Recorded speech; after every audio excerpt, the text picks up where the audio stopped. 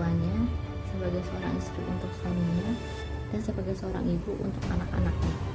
Dan peran ibu itu sebagai pengurus rumah tangga, sebagai pengasuh, sebagai pelindung, dan pendidik untuk anak-anaknya, dan sebagai salah satu kelompok dari peran sosialnya, serta sebagai anggotanya dari lingkungannya.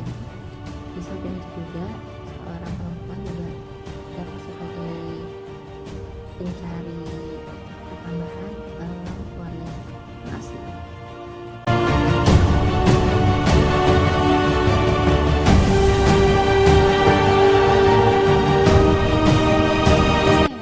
Peran perempuan di luar keluarga itu sama pentingnya dengan peran laki-laki, di mana perempuan gitu memiliki hak untuk mengembangkan kemampuannya yang mereka miliki dalam bidang apapun yang mereka kuasai gitu, baik itu dalam bidang pendidikan, bidang sosial, bidang politik, dan lain sebagainya, guna menunjukkan keberadaannya sebagai bagian dari suatu negara dan mendedikasikan dirinya untuk kemajuan bangsa. Menurut saya, satu hal yang harus perempuan miliki untuk merealisasikan betapa pentingnya peran mereka di luar keluarga, yaitu ilmu pengetahuan atau pendidikan. Nah, semakin tinggi pendidikan seorang perempuan atau semakin banyaknya suatu ilmu pengetahuan yang mereka miliki, maka semakin penting juga peran mereka di luar keluarga.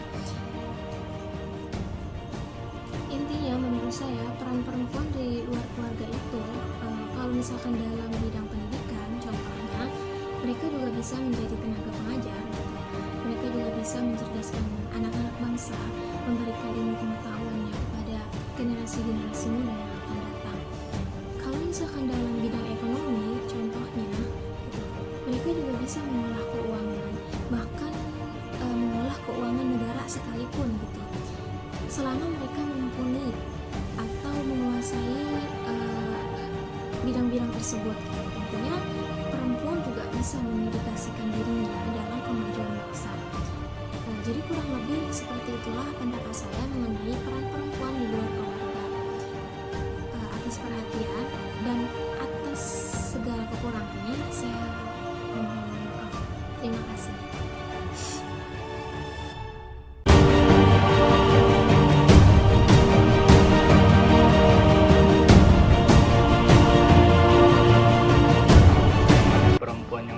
Sebagai ketua parlemen dan organisasi lainnya, menurut saya itu boleh-boleh saja selama seorang itu mempunyai kompetensi, kapasitas, serta bisa memberikan kontribusi yang positif, maka sudah sepatutnya kita harus memberikan dukungan.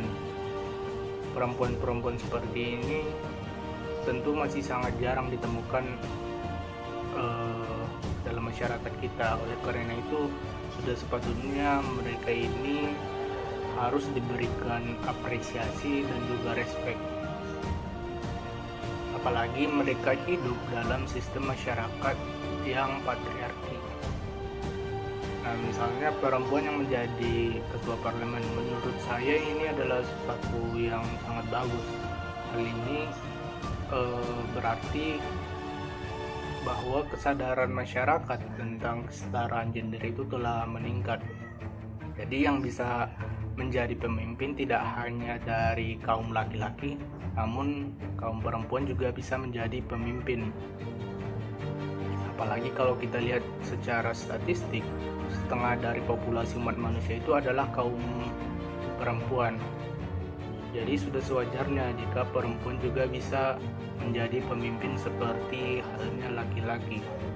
Bayangkan jika perempuan bisa memberikan potensi terbaik yang mereka miliki seperti halnya laki-laki, tentu ini akan menjadi kemajuan yang sangat besar bagi peradaban umat manusia.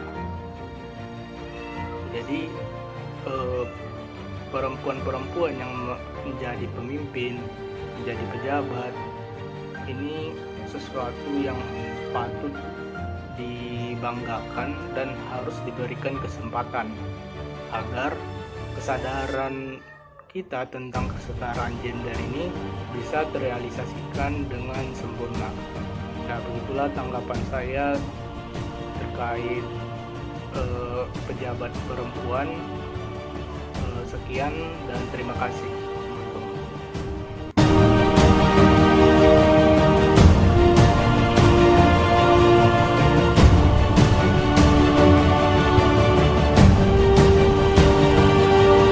Perempuan ketika melakukan pekerjaan berat, bagi saya itu hal yang boleh, namun tidak boleh dilakukan secara terus-menerus. Ada saatnya perempuan itu melakukan hal yang berat, dan ada saatnya perempuan itu melakukan hal-hal yang memang tidak perlu berat. Contohnya ketika perempuan hamil, itu dilarang untuk melakukan pekerjaan berat. Karena mengapa? Karena yang pertama bisa mengganggu janin yang ada dalam perutnya, bisa jadi keguguran dan segala macam. Terus yang kedua bisa mengakibatkan juga kepada si ibunya. Dalam kondisi hamil, seorang perempuan itu dalam keadaan lemah. Jika melakukan pekerjaan berat, sang ibu juga bisa pingsan segala macam. Nah, dalam hal ini ketika perempuan sudah bisa dalam fisik ternyata sudah mampu melakukan pekerjaan berat, itu tidak apa-apa. Berat di sini kan juga diartikan sebagai menyuci dengan jumlah yang banyak itu juga pekerjaan berat. Masak dengan masakan yang banyak itu juga pekerjaan berat. Jadi berat di sini saya rasa tidak bisa menggambarkan keseluruhan secara menyeluruh ya. Sebenarnya pekerjaan perempuan itu, terutama pekerjaan perempuan di dapur itu berat semua. Kita saja laki-laki yang tidak melihat pekerjaan berat wanita itu. Beda hanya dengan pekerjaan berat di luar, misalnya sebagai buruh, sebagai yang memang pekerjaannya itu memang menuntut waktu, tenaga yang banyak. Nah, dalam hal ini mungkin kita bisa melihat bahwasanya perempuan juga mempunyai pilihan untuk melakukan pekerjaan yang mana ia rasa ia sanggup untuk melakukannya. Sekian.